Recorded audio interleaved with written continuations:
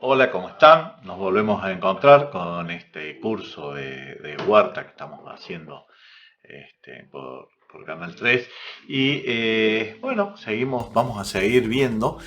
Habíamos visto bueno, una serie de insectos y una serie de predadores naturales que teníamos en la huerta. Vamos a hacer un mini repasito de lo que fue la última charla, ¿no? Y habíamos hablado de que una de las cosas más importantes que teníamos en la huerta era los ajenjos, por ejemplo, que traían pulgones y que eran muy útiles para eliminar los picudos y para eliminar los gusanos de la huerta. También habíamos hablado que las libélulas son grandes consumidores, grandísimas consumidores de insectos, y que tenemos que tenerlos en el jardín, siempre cerca de los estanques. Las vaquitas de San Antonio, habíamos hablado de la llamada viborita ciega.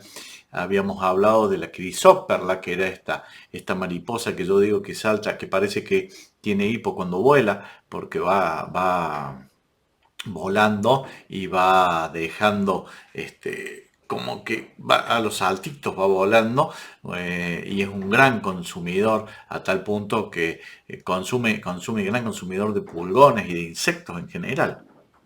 Todos los insectos, la crisóptera es fantástica. Tiene la característica de que tiene las antenas más largas que el cuerpo, no tiene más de 1 centímetro, una mosquita muy pequeña, media transparente, pero muy útil para tenerlo en la huerta. Este es el estado larvario, la larva de la crisóprela, que es bastante fea, pero hay que tenerle en cuenta que es una gran consumidora de pulgones, de cochinillas y de la mayoría de los insectos de la huerta, ¿no? Los insectos negativos, los gusanos. Y esta era la forma de poner los huevos que tiene, porque pone los huevos arriba, porque si no se come sus propios huevos. Es muy agresiva, ¿no? Y hasta ahí habíamos quedado, y bueno, vamos a seguir ahora con la vaquita de San Antonio, nuestro héroe del jardín. Es la mayor consumidora de pulgones y de cochinillas que hay en el jardín. Son las vaquitas de San Antonio, tan simpáticas como las vemos, ¿no?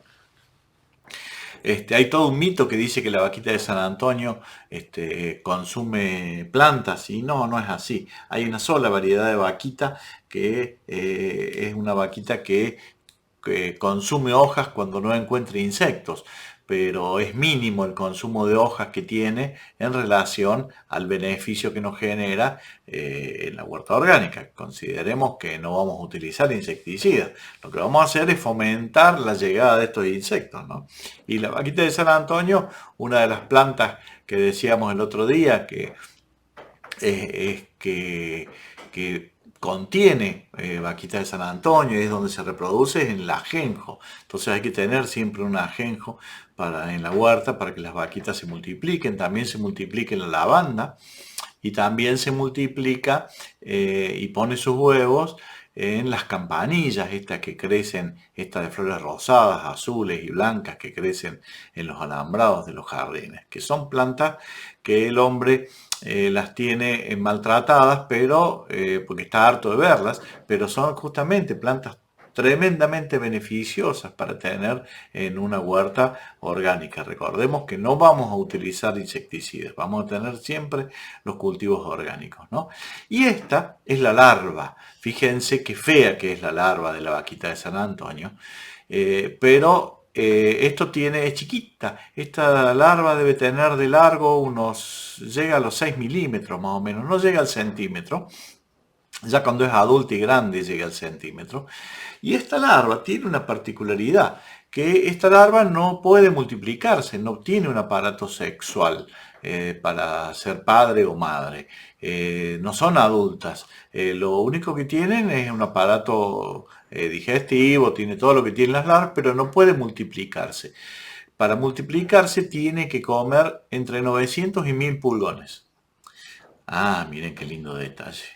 Entre 900 y 1000 pulgones. Cuando la larva esta comió los pulgones necesarios para obtener los miligramos necesarios para poder evolucionar a vaquita, que es el próximo estadio no, evoluciona a pupa y de ahí de pupa a vaquita, que es el próximo estadio. Recién ahí desarrolla un aparato multiplicador, un aparato reproductor, ya sea para macho o para hembra. Pero si no comió 900 pulgones, no va nunca a ser padre ni madre. No merece dejar descendencia. O sea que imagínense qué buen aliado que es para el jardín. Esta es una larva que recorre todo el jardín buscando pulgones porque si no, no va a evolucionar. Y si no evoluciona, se le pasa el periodo y muere sin dejar descendencia, sin cumplir su ciclo. O sea que es muy activa.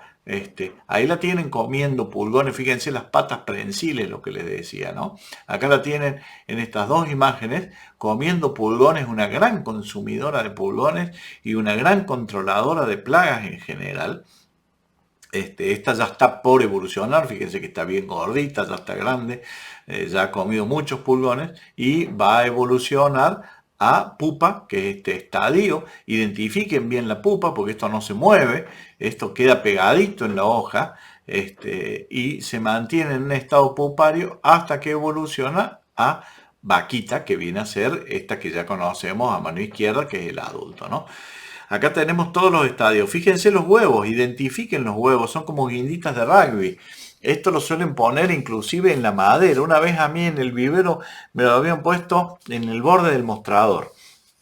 Y los dejé para que nazcan, porque los identifiqué. Y es muy bueno esto, porque uno si tiene estos huevos va a tener después la larva, la pupa, y por último el adulto. Y en todos los estadios la vaquita de San Antonio consume pulgones y consume gran cantidad de cochinillas. Ténganla en cuenta como una de los aliados más importantes del jardín. Eso sí, si ustedes utilizan un insecticida tóxico, lo primero que matan es la vaquita de San Antonio y que no tiene defensas contra los insecticidas.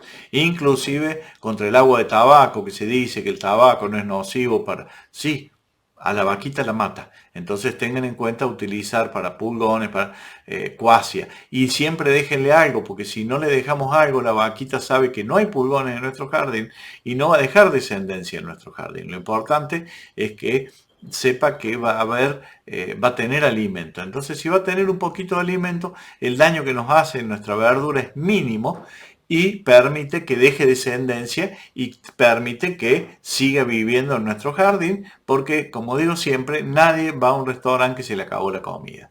Nosotros vamos a un restaurante donde hay comida rica y barata.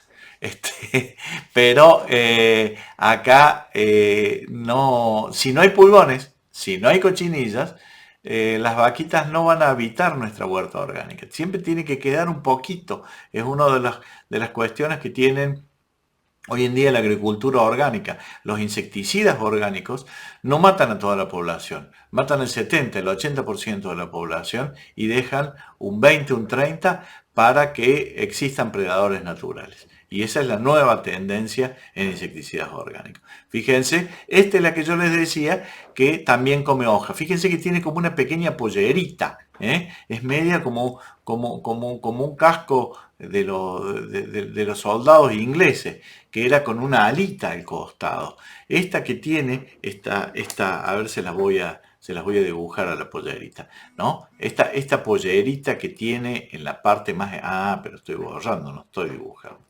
Vamos a mi lápiz, mi marcador. Ahora sí vamos. ¿Ven? Esta pollerita, esta ala que tiene, esta es la única vaquita que puede consumir algo de hoja. Pero si tiene pulgones, mire cómo está comiendo pulgones. Está espectacular. El tema es que algo de daño en la hoja nos puede llegar a hacer, pero mínimo, mínimo. Lo que más va a consumir es pulgones. Ténganla en cuenta porque es la mejor aliada para el jardín. Otro aliado para el jardín es esto es un microhimenóptero. Esto es una avispita mínima. Fíjense que el pulgón no tiene 1 milímetro de largo, la avispita tampoco, no llega a 1 milímetro. Y esta avispita tiene, hay varias, son las formosas, la formosísima es el nombre de esta avispita. Esta avispita tiene la particularidad, estoy tomando un mate, tiene la particularidad que pone los huevos en el lomo. de los pulgones. Y las larvitas nacen y van a comer estas larvas que nacen, van a nacer y van a comerse el aparato reproductor de los pulgones, porque si no, el pulgón, cuando se siente agredido a la especie, empieza a reproducirse muy fácilmente y no hace falta que un macho fecunde una hembra, son todas hembras y pueden autofecundarse. Entonces, ¿qué hace esta larvita que nació, este gusanito de la avispa que nació dentro del pulgón? Primero se come el aparato reproductor y el pulgón sigue vivo y después lo va eliminando de a poco. ¿Y qué ventaja tiene? Que cuando nacen las avispitas, este pulgón, al seguir vivo durante mucho tiempo, se queda con la colonia de pulgones. Los pulgones andan en manadas, en colonias, todos juntos. Entonces, cuando este pulgón nace, al lado tiene otro pulgón. Cuando esta avispita nace, perdón, al lado tiene otro pulgón que no ha sido parasitado. Entonces, esta avispita tiene cópula con una avispa macho o con otra avispa hembra, tienen cópula y inmediatamente bajan y vuelven a poner sus huevos en distintos pulgones que están dentro de la colonia. Y estos son grandes controladores. Esta avispita es uno de los controladores más importantes que hay en el mundo, no solo de pulgones, sino que de cochinillas, ¿no? Pero tenemos una desventaja. Es muy lábil a los insecticidas. Entonces, si utilizamos un producto químico, la primera que muere es la avispita. El pulgón, como se lo viene fumigando hace cientos de años, tiene resistencia a estos insecticidas. La avispita no. Entonces, la avispita es la primera que muere y ahí los pulgones se quedan sin predador natural y se reproducen a gran velocidad y no tienen quien los controle. Entonces, si vamos a utilizar alguna vez algún producto químico, en invierno utilicémoslo después de las 6 de la tarde y en verano después de las 7 de la tarde. ¿Por qué? Porque la avispita en invierno a las 6 de la tarde deja de trabajar y se va a la copa de los árboles. Y en verano lo hace después de las 7, 7 y media de la tarde y migra hacia la copa de los árboles. Entonces, nosotros sabiendo que son más de las 7 y media de la tarde en verano o más de las 6 de la tarde en invierno, podemos fumigar tranquilamente los pulgones y sabemos que a la avispita no le hacemos nada, porque la avispita ya está en la copa de los árboles. Entonces, todos los tratamientos químicos que tengamos que hacer, porque también es un tratamiento químico echarle agua del hervor de las papas para controlar los hongos a las plantas, porque ese químico por ahí puede afectar a la avispita. Entonces, todo lo que hagamos con tratamientos de repelentes, con menta, con salvia, que yo les voy a dar todas las recetas, háganlo siempre después de las 7 y media de la tarde en verano y después de las 6 de la tarde en invierno. ¿Para qué? Para no afectar a estas avispitas que son grandes aliadas. Estas avispitas las sabemos ver en verano, a la tarde, a las 5 de la tarde, hacen como pequeñas nubecitas muy chiquitas que uno las ve en la resolana y no sabe de qué se trata, porque claro, no llegan a tener 1 milímetro cada una. Y son grandes controladores de pulgones, son grandes controladores de cochinillas y ¿saben qué controla mucho? La chinche verde, la chinche esta que tiene un olor muy feo, también le pone los huevitos en el lomo y cuando nace la larva se come la chinche y la elimina. Son grandes controladores. Para saber si hubo avispitas, es muy importante cuando vayamos nosotros a utilizar un insecticida o a utilizar un insecticida casero, fíjense si los pulgones no tienen un colorcito plateado. Si los pulgones no tienen un colorcito plateado o cobrizo, es porque han sido parasitados por la avispita. Entonces, no van a tener que fumigar porque ahí está la avispita trabajando. Entonces, y la avispita es más o menos parecida a lo que hablábamos recién de vaquita de San Antonio. La avispita va a venir si hay pulgones a nuestra huerta orgánica y va a estar afectada nuestra huerta orgánica por pulgones un poquito porque la avispita está trabajando. Le tenemos que dejar a la avispa a algunos, porque si no la avispa, esta microavispa, microhimenóptero es el nombre, se va de nuestra huerta y desaparece. Así que ténganla en cuenta también como un gran predador natural de la huerta, ¿no? Habíamos hablado de la famosa viborita ciega. Esta viborita ciega es un gran consumidor de, fíjense, ahí está comiendo huevos, ahí está comiendo termitas. Es un gran consumidor de termitas y de huevos de babosas y caracoles. Esta la encontramos debajo de un ladrillo, debajo de una maceta, muchas veces cuando movemos el mantillo, y nos da miedo que sea una víbora que nos vaya a picar. Nunca picó a nadie. Vive exclusivamente de comer huevos de babosa, huevos de caracoles y larvas de, como está comiendo acá en la fotografía, larvas de termitas y hormigas muy pequeñas. O sea que es un gran aliado para nuestro jardín, no nos genera daño y hay que dejarlas que caminen por la huerta, ¿no? Otro que es tremendo son las lagartijas. Todo lo que sea lagartija, que la gente le tiene un miedo bárbaro a las lagartijas, como si fueran re tóxicas las lagartijas, puede haber habido algún caso que pueden haber mordido, en el caso fundamentalmente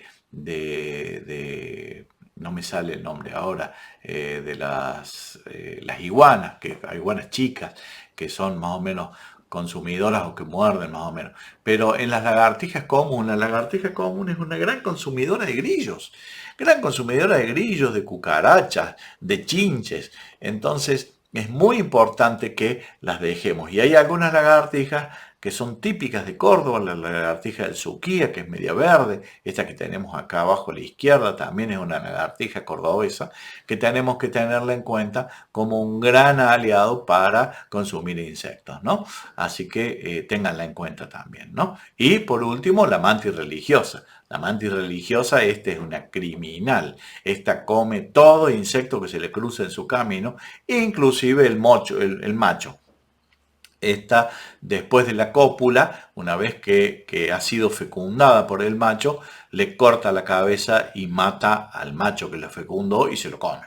Entonces, es bravaza la chica esta.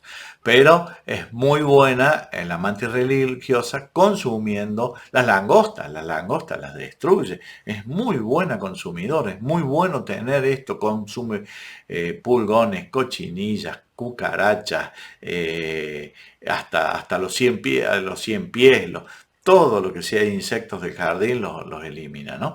Y es muy importante que identifiquemos la ooteca.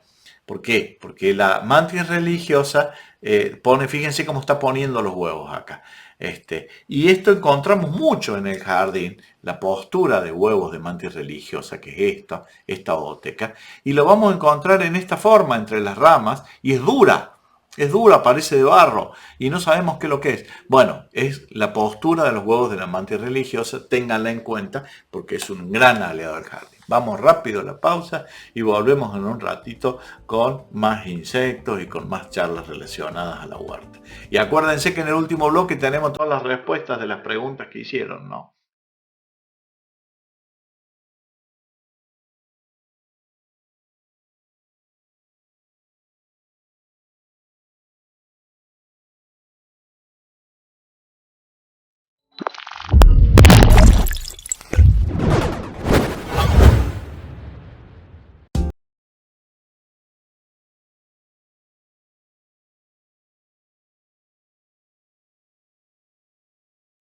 Ya estamos de nuevo, iniciamos nuestro segundo bloque y tengan en cuenta que en el tercer bloque vamos a estar respondiendo todas sus inquietudes, todos los que han hecho llamados, todos los que han hecho preguntas. Vamos a respondérsela en el tercer bloque siempre. Inclusive envíen sus consultas para la próxima semana, ¿no? En lo posible relacionadas a el tema de que estamos viendo, ¿no? Huerta orgánica. Después vamos a ver césped, después vamos a ver otro tipo de controles de insectos y todo tipo de cosas, pero ahora sería bueno que nos concentremos en lo que es la huerta orgánica, que es el tema que nos incumbe, ¿no? Así que hagan sus preguntas para que la semana que viene estén las respuestas en el tercer bloque. Esta semana vamos a responder en el tercer bloque las preguntas que hicieron la semana anterior, así que los que hicieron preguntas, quédense después de la pausa. Vamos a estarles respondiendo a cada uno sus inquietudes dentro de mis posibilidades, porque por ahí me va a pasar que, y me ha pasado, que no tengo respuestas para algunas cuestiones, pero vamos a intentar respondérselas en el momento. Vamos a seguir con los insectos. Habíamos hablado de los insectos que controlan insectos. Esto es una de las cuestiones más importantes de la jardinería, está relacionada a eso, a tener la posibilidad de no utilizar insecticidas y que los insectos, la misma guerrita de los insectos, entre ellos se vayan controlando, pero por supuesto tenemos que hacerles el hábitat para que vengan a nuestra huerta, que se sientan cómodas y que encuentren alimento en nuestra huerta, ¿no? Uno de los insectos que también no estamos acostumbrados a verlo porque no tenemos, aparte como vuela y se va de un lado para el otro, son la familia de las moscas sírfidas. Las moscas sírfidas, las vamos a ver en la imagen. Acá tenemos la mayoría de las moscas sírfidas, fíjense que son muchas las sírfidas. Son grandes predadoras de insectos en estado larvario. Mientras son adultas, consumen algo de polen y son grandes polinizadoras, ¿no?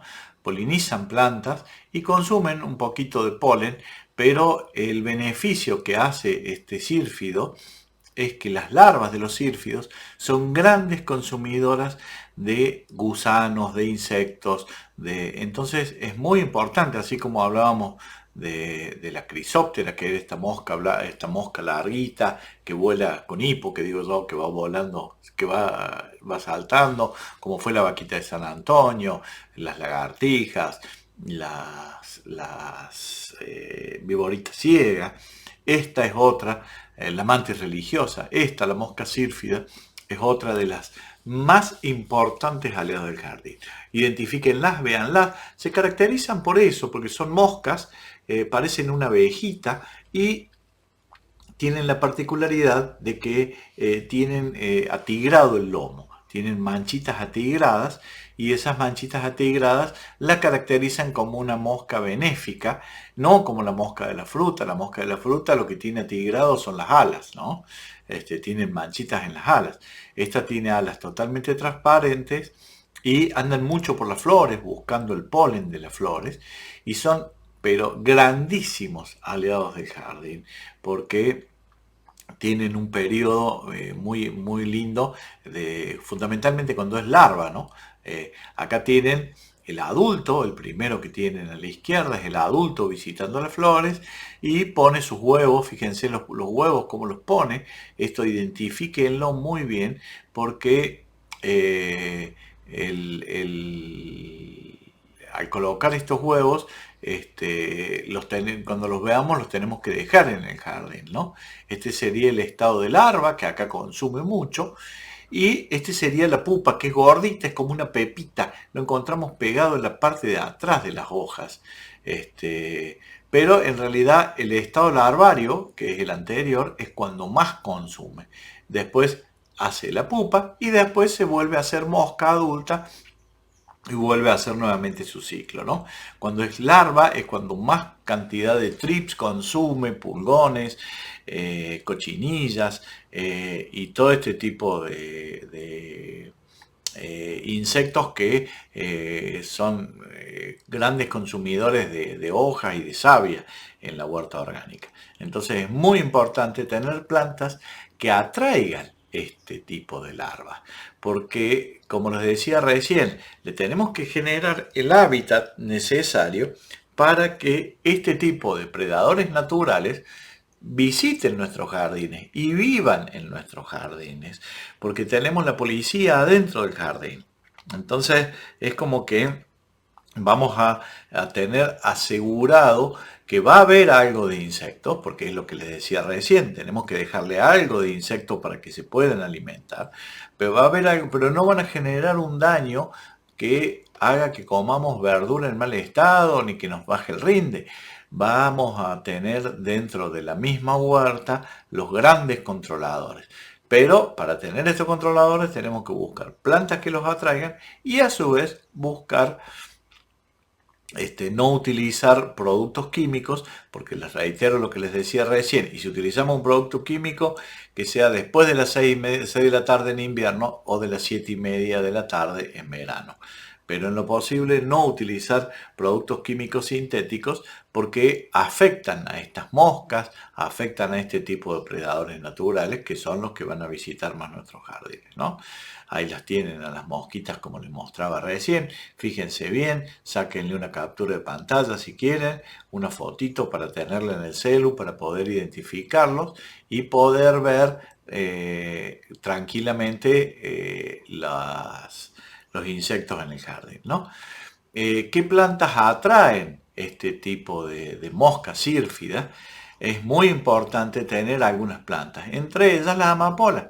La amapola es una planta que nos produce gran cantidad de... atrae sírfidos. Entonces, tener amapolas no solo queda bonito en el jardín, sino que nos va a atraer sírfidos y vamos a tener a lo mejor en la parte más externa del cerco o en el interior, al medio de la huerta, unas flores re lindas de amapola que van a permitir que se reproduzcan los sírfidos y estos sírfidos van a ser, como les decía recién, el policía que va a mantener libre de plagas los alrededores, ¿no? También si hacemos una bordura de aliso, que es esta flor que tenemos acá, los alisos que son blancos, azules y también vienen alisos lilas. Los alisos como bordura quedan preciosos con la amapola porque quedan muy bonitos.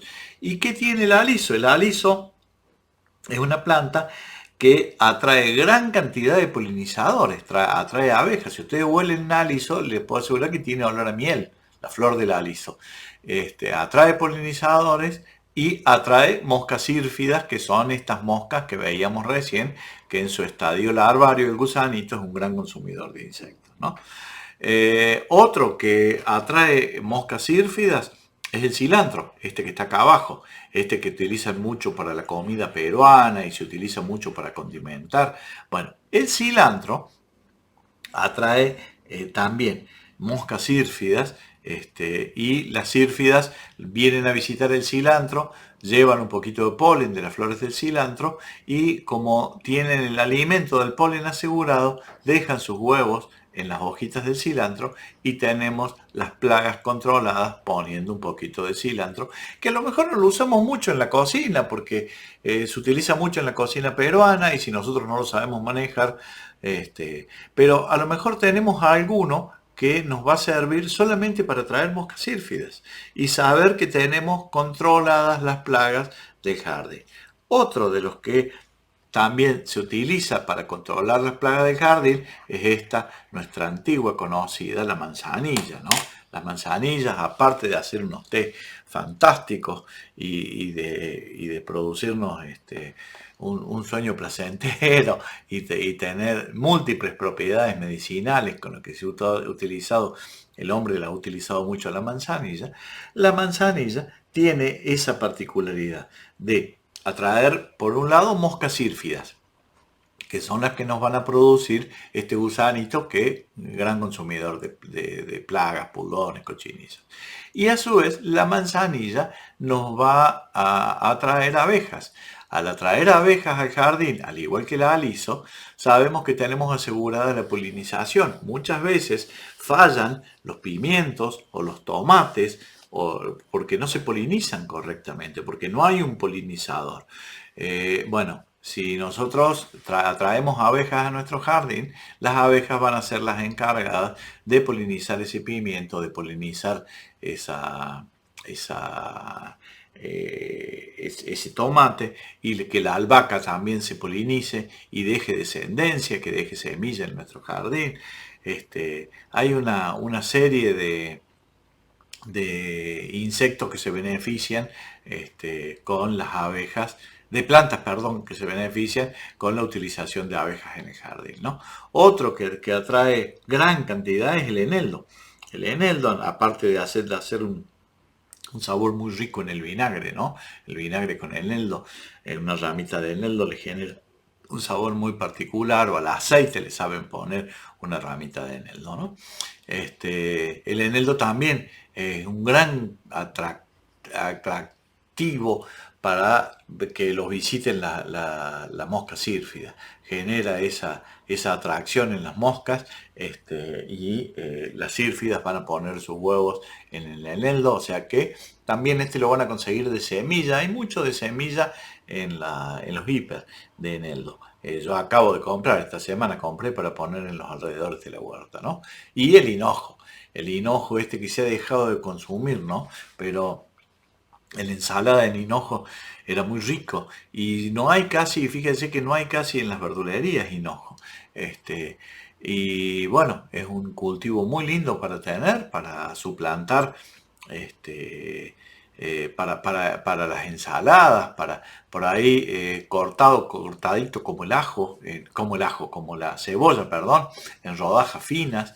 El hinojo funciona muy bien, da un sabor muy particular a las ensaladas. Y si no le gusta comerlo, también es lindo tenerlo para atraer fundamentalmente moscas sírfidas, que son estas moscas que son grandes controladores en la huerta y el jardín.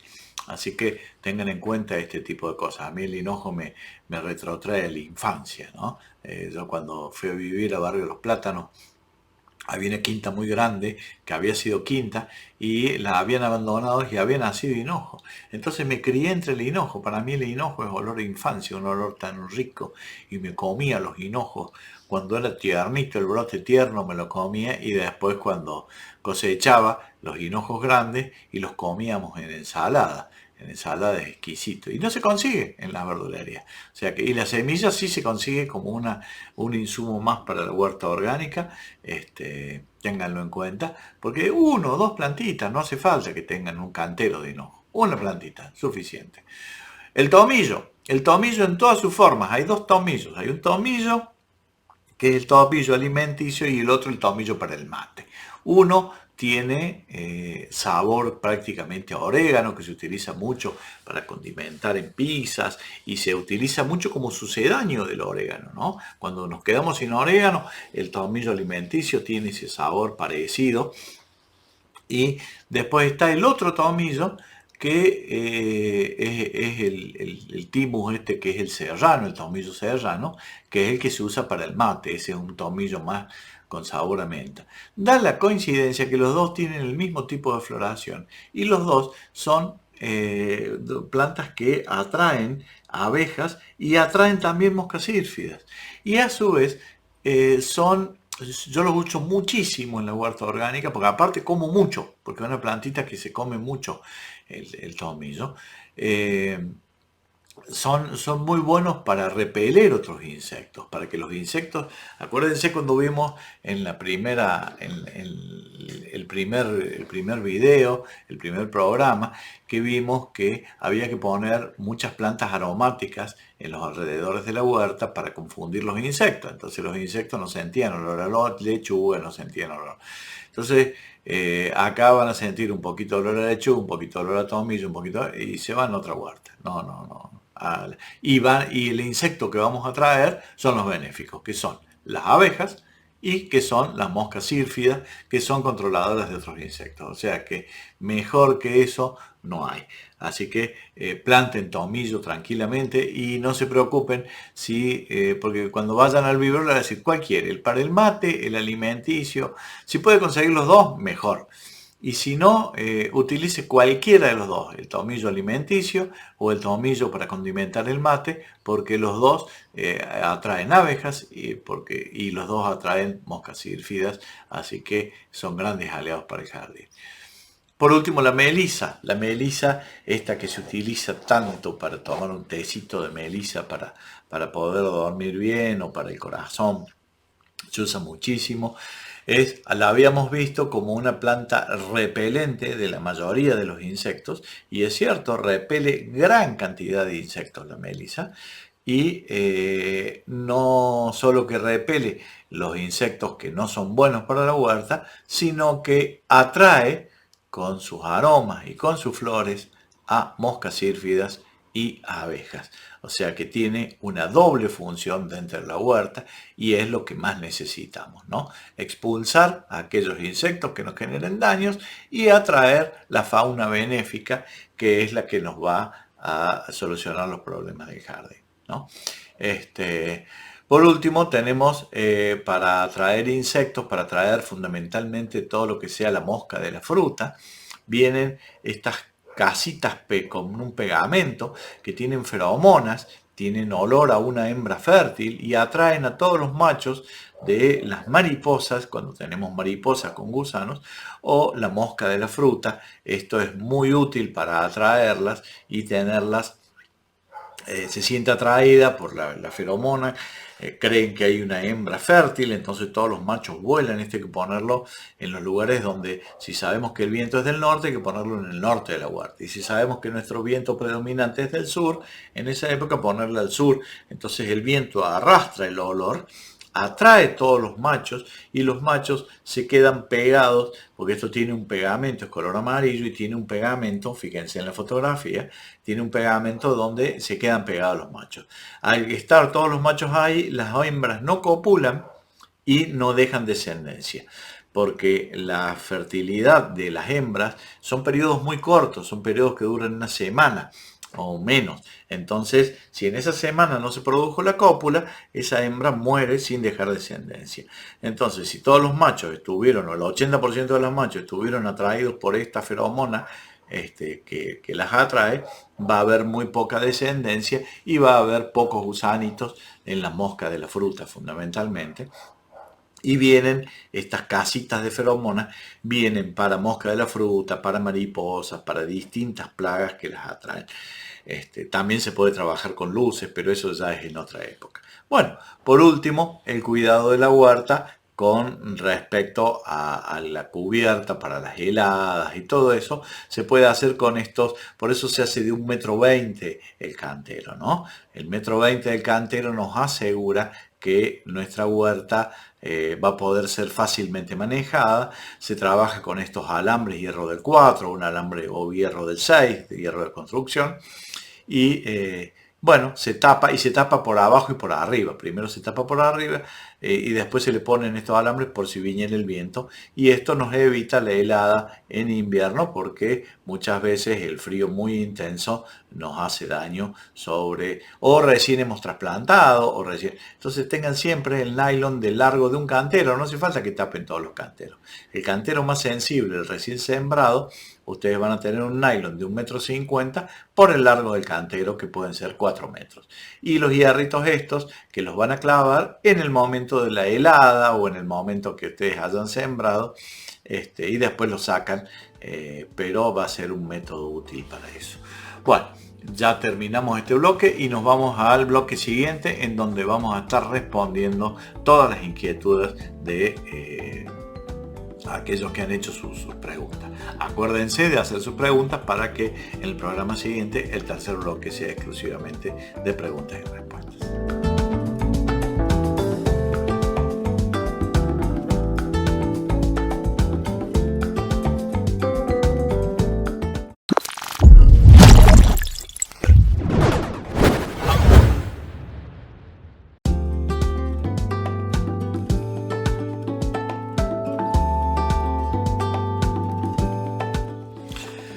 Iniciamos nuestro tercer bloque de preguntas y respuestas tipo 2 preguntas. Bueno, vamos a intentar responder la mayor cantidad posible de sus inquietudes y lo más amplio posible para que puedan tener una buena respuesta al tema, ¿no? Vamos a empezar con Mariano de Tránsito. Dice: maestro, tengo mucho cebollín, ¿qué puedo hacer para eliminarlo? Mira, Mariano, el cebollín, esta es larga, pero es muy buena para que la escuchen, porque no la van a... El cebollín es una de las plagas que más se multiplican cuando uno los quiere eliminar. ¿Cómo es el sistema?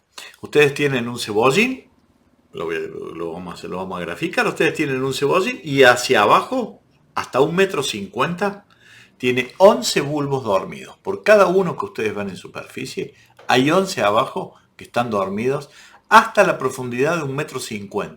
Yo conozco gente que sacó 40 centímetros del jardín y no le hizo nada, porque están hasta 1 metro, 1,50 m los cebollines, ¿no? Entonces, y están todos comunicados entre sí. Cuando nosotros sacamos el de arriba, libera una hormona que inhibe que los 11 de reserva nazcan. Y están años los 11 de reserva abajo. Cuando nosotros con un cuchillito eliminamos el primero de arriba, los 11 que estaban, al desaparecer la hormona que inhibía que nazcan, nacen los 11 juntos. Y atraviesan hasta 1,50 m, nacen los 11 juntos y liberan cada uno de esos 11 hijos más hacia abajo que van a quedar de reserva. O sea que multipliquemos 11 por 11 y por sacar un cebollín hicimos 133. No me da el número, multipliquen y se van a dar cuenta. Entonces, mientras más lo sacamos, más se multiplica. Venía en una época que se decía que el glifosato, el Roundup, lo eliminaba. Elimina el primero y a lo sumo el segundo. La planta se da cuenta que hay un tóxico y hace abscisión, hace un corte y en vez de nacer 11, nacen 10 después. Pero tampoco es solución. Esto cuando el cebollín es viejo, es grande. Entonces, la única alternativa que nos queda es no sacarlo con un cuchillo, no sacarlo con glifosato. La última alternativa que nos queda es un producto que tiene un nombre comercial que se llama Sempra o Emboque. Intenten conseguirlo. Si no lo consiguen, en Córdoba hay un proveedor, es caro, vale, los 7 gramos deben estar costando ahora unos 500 pesos o más. Pero con 7 gramos hacen 20 litros de agua y entra por hoja. Tengan en cuenta, y los elimina por completo, ¿eh? Elimina los 11 bulbos con una sola aplicación. Entra engañado los 11 y los elimina. En Córdoba lo van a conseguir en la calle Rivadavia, pasando Humberto Primo, 3 locales más sobre mano derecha. Le voy a tener que pedir comisión algún día al ingeniero García. Jardines y Mascotas se llama el lugar, es un lugar chiquitito, pero él se especializa en eso y él lo fracciona, es ingeniero agrónomo y tiene la posibilidad de fraccionarlo porque esto viene por kilo.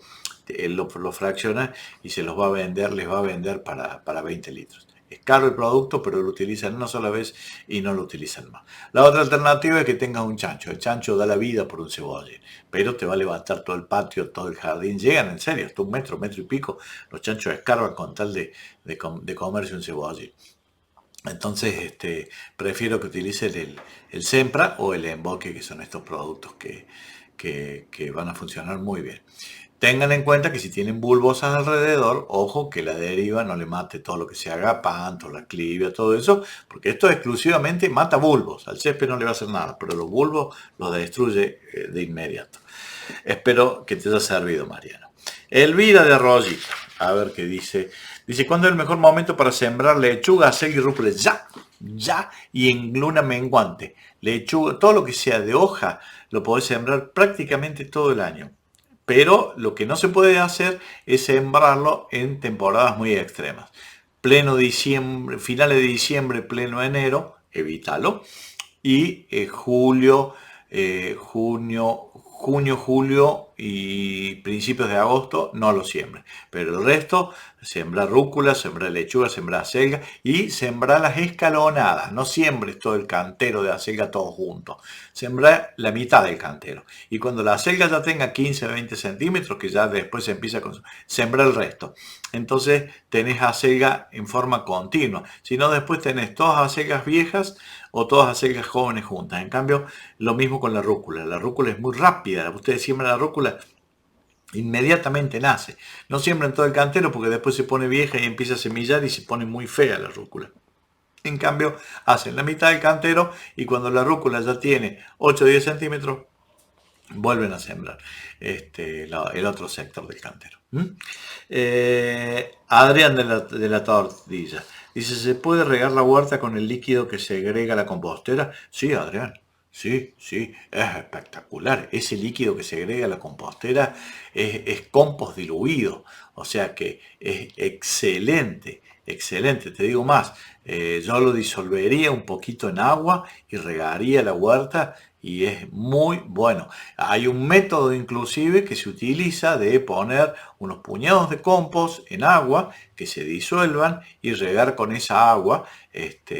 O sea que este líquido que segrega la compostera, juntalo y rega la huerta, que es fantástico. Es lo mejor que podés tener. Es buenísimo. Sí, es muy bueno. Vamos con Gerardo del Tío. Tengo muchas babosas y caracoles. ¿Cómo los controles? Gerardo, a ver, vamos de menor a mayor. El método más rápido es que busques unas hojas de repollo y las pongas en los lugares donde vos sabés que hay babosas y caracoles, y todas las mañanas levantás esa hojita de repollo o de coliflor, te vas al verdurero, viste que el verdurero limpia el repollo, saca las hojas viejas y las tira. Bueno, se las pedís. Y le decís que son para babosa, pues si no me está pidiendo para hacer la sopita. No, son para las babosas, las hojas más externas del repollo, y las pones con una piedrita arriba. Y vas todas las mañanas, 9 de la mañana, y vas a encontrar babosas, caracoles, arañas, bicho bolita, se guarecen debajo de la hoja de repollo porque las atrae por el olor. Entonces lo que tenés que hacer es, las arañas las dejas, sacás los bichos bolitas, sacás las babosas, sacás los caracoles, los tirás a la basura, la pones de nuevo. Al otro día encontrás 2, al otro día encontrás 5, y así los va hasta que va a llegar un punto que no tenés más babosas ni caracoles. Ese es uno de los métodos más eficaces.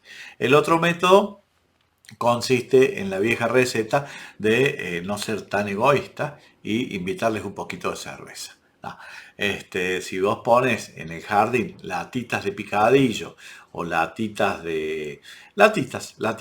cortadas, latitas de cerveza inclusive cortadas, enterradas en el jardín, se entierran y se le pone un poquito de cerveza. El olor a lúpulo las atrae. Esto funciona en noches de verano, no funciona tanto en invierno con el frío. Se ve que a la babosa y al caracol le gusta. No, las atrae el olor a lúpulo. Entonces se acercan y empiezan a beber el jugo de la cerveza y se embriagan. Con lo mismo que nos pasa a nosotros.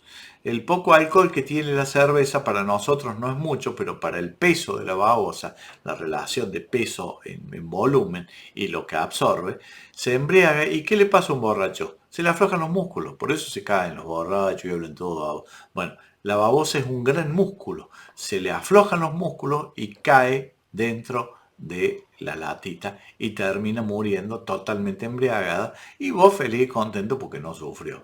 Los caracoles exactamente lo mismo, pero tiene que estar enterrada la latita. Si la latita está afuera no da el mismo efecto, ya algún día lo vamos a hablar. Se multiplican más si la latita está afuera. Tienen que estar enterrada la latita y ahí vas a lograr controlar todas las babosas y los caracoles, ¿no?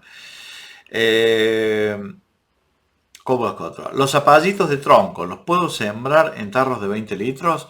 Este es Gerardo también del tío. Sí, Gerardo, los podés sembrar siempre y cuando, por un lado, tengan buen drenaje, y el zapallito de tronco, lo más importante que tiene es materia orgánica cruda.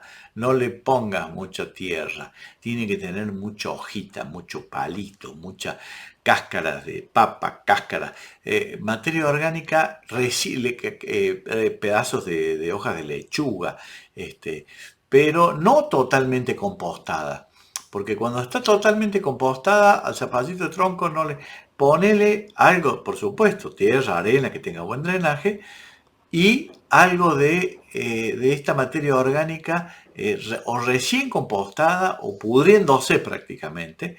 Es excelente y el zapallito sale espectacular. Si está en tierra te van a salir zapallitos chicos y no te va a dar tanta cantidad.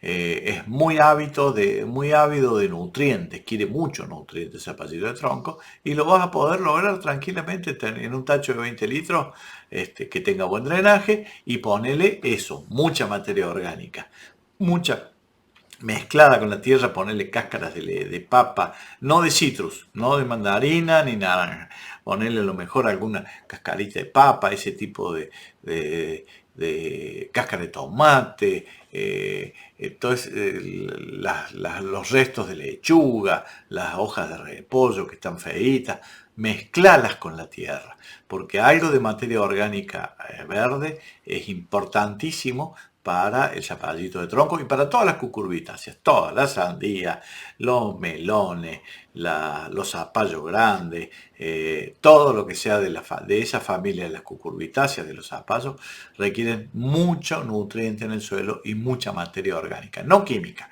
No le pongan un fertilizante químico, mucha materia orgánica y van a ver los zapallitos que se van a comer. Y después hacerlo, búscate las recetas que hay unas recetas muy lindas en internet, yo no sé si en la página del INTA, de zapallito de tronco en almíbar. A mí me lo comentaron y dije, nah, me los trajeron, hace poco me trajeron unos zapallitos en almíbar y son espectaculares. Espectaculares. Y después hay uno también que se hace tipo en escabeche. Y en escabeche dulce, no es el escabeche con vinagre solamente. Tiene algo de azúcar por lo visto. Y me encantó. Y me lo regalaron en una charla que hice y que di y nunca le pregunté a la persona que me lo regaló. Llegué a casa, los probé y me encantó y ya no tuve más contacto con esa persona. Era en Almafuerte. Y no le pude pedir la receta, pero la próxima vez que vaya al Almafuerte le voy a pedir la receta porque realmente ese escabeche de zapallito y era dulce, era raro, era dulce, pero muy, muy rico, me encanta. Hacelo, fíjate en internet si encontrás las recetas, ¿no? José de la Tordilla dice, tengo que tener en cuenta la luna para trasplantar. Sí, José, sí. A ver, si vos trasplantás en cualquier luna, podés trasplantar, lo mismo la siembra. Si la quieren hacer mejor y quieren tener mayor éxito, elijan una buena luna.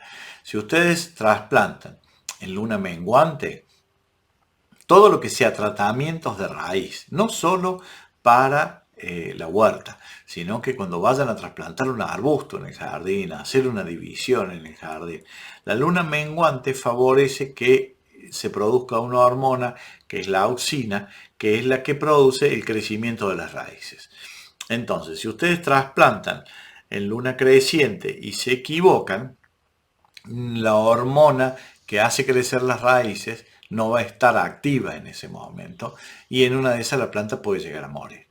Ahora, si ustedes trasplantan en luna menguante, que la hormona que está predominando es la auxina, que es la hormona que produce el crecimiento de las raíces, si se equivocaron y cortaron una raíz mal en un trasplante, apretaron mal el suelo, hubo algún inconveniente, la raíz tiene más posibilidades de recomponerse porque la planta hormonalmente en las noches de luna menguante, no hace falta que sea cuarto menguante. Menguante, cuando empieza a achicarse la luna. Cuando la luna tiene forma de D.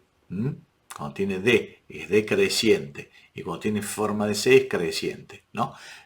Cuando la luna está menguando, cuando la luna está empezando a achicarse, se favorece la formación de raíces. Entonces, si nos equivocamos en algún momento y rompimos una raíz, la planta va a poder recomponer sus raíces mucho más fácilmente que si lo hiciéramos en luna creciente, ¿no?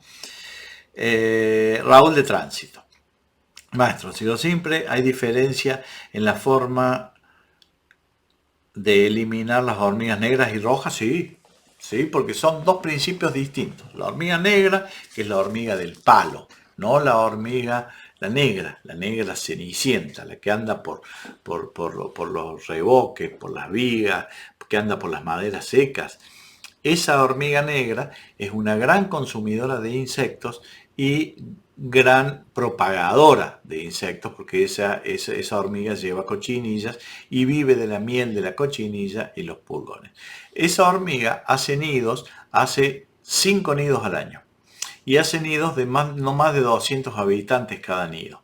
Entonces, cuando ustedes eliminan un nido, eliminan solamente 200, pero esa hormiga hay 1000 en el predio, porque generó 5 nidos más a su alrededor. Esa hormiga es muy fácil de eliminar con un producto insecticida. No hay un método ecológico que sea viable. El producto que se utiliza Es un producto que viene en una jeringuita que está hecho en base a glucosa y miel y un tóxico. Entonces ustedes ponen esa gota de esa jeringuita y las atrae a todas y se avisan entre ellas y empiezan a consumir en 24 horas, no hay más. Mató a las 200. Después hay que matar las otras 200 y las otras 200. Con esta jeringuita es la única forma. Ojo que al ser dulce, por ahí lo lamen los perros y los puede matar. Entonces siempre hay que ponerle algo arriba para que no lo laman los perros o los chicos inclusive.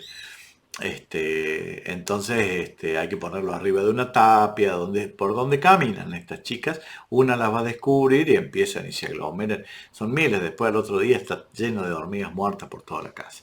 Pero eliminaron una de las 5 colonias que hay en la casa. Hay que buscar la otra colonia y eliminarla y así eliminarlas hasta que eliminen las 5 colonias. Esa de la hormiga negra del palo. De la hormiga colorada, la hormiga roja, que es la que corta hojas, que lleva para hacer un pesebre, esa hay un método muy eficiente que está en función del sulfato de cobre, que yo ya le he contado muchas veces, que se toma una cucharada de sulfato de cobre, se le disuelve en 3 litros de agua y esa agua se calienta y se le pone arroz partido. El arroz absorbe el sulfato de cobre, una vez que el arroz se deja secar, queda celeste por el sulfato de cobre. Y se pone cerca de los caminos, no al medio del camino porque lo sacan. Cerca de los ingresos, la hormiga lo va a llevar, va a ingresar el arroz con sulfato de cobre al interior de la honguera y cuando el sulfato de cobre se libera porque le dan humedad para que crezca el hongo, que es lo que come la hormiga, el sulfato de cobre mata el hongo y al matarle el hongo le genera un desastre en la colonia y elimina la colonia.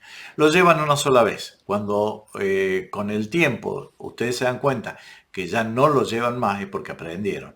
Entonces lo que se le hacen un juguito tan, un juguito de naranja dulce, lo vuelven a meter al arroz con un poquito de juguito, lo sacan, lo dejan secar y ya tiene otro sabor.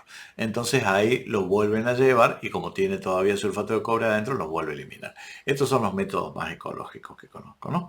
Cristina de Arroyito, vamos rápido porque no nos queda tiempo. ¿En la huerta las aromáticos también las puedo sembrar? Sí, o tiene que ser, sí, los puedes sembrar, no hay ningún problema.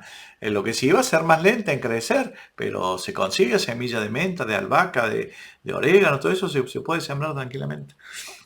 Y Roberto de Villa Concepción el día pregunta, ¿qué recomendás sembrar para iniciar una huerta desde cero? A ver, para iniciar la huerta desde cero, ahora tomate cherry, que son fáciles de manejar, y también unas lechuguitas y unas acelgas. Aprende eso. Cuando hayas manejado eso, ya empezá a meterte con los repollos, con otro tipo de cultivos, con el perejil que es más lento. Pero empezá con el tomate cherry. Podés sembrar a lo mejor perejil, pero tarda 30 días en nacer. Hay que regarlo todos los días. Pero empezá con tomate cherry, con acelga, con alguna lechuguita que sea fácil de manejar. Y entre medio de las acelgas, ponete una semilla de perejil, cosa que cuando vos coseches la acelga, el perejil ya haya nacido y te quede el perejil en cantero de por medio de la acelga de ella que va a morir. Bueno, se acabó el tiempo. Semana que viene nos estamos encontrando. Recuerden hacer sus preguntas y en el tercer bloque se las vamos a responder. Muchas gracias por haber estado.